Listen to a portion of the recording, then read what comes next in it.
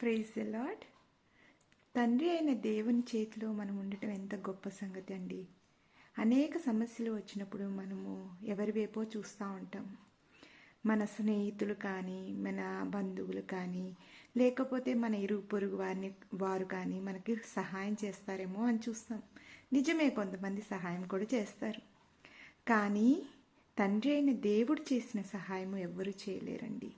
ఎలాంటి పరిస్థితి వచ్చినప్పటికీ, మనము ఆయనకు విరుద్ధంగా ఉన్నప్పటికీ ఆయన ప్రేమ కలిగి మనకు సహాయం చేస్తాడు. మనుష్యుని సహాయము మన మేలు కొరకై కొంతవరకు ఉపయోగపడుతుందేమో, కానీ తండ్రి అయిన దేవుని యొక్క సహాయము మనల్ని నిత్యంత పర్యంతము సంతోషపెట్టగలదు.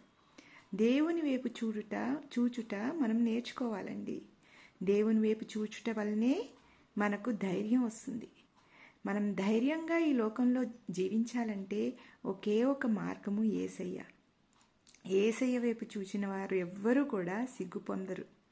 ఆయన వైపు చూసిన ప్రతి ఒక్క మనిషిని ఆయన ఆశీర్వదిస్తాడు. ప్రతి ఒక్కరిని ఆశీర్వదించి ఘనపరుస్తారు. కాబట్టి యేసయ్య వైపు చూడటం నేర్చుకుందామా? God bless you all.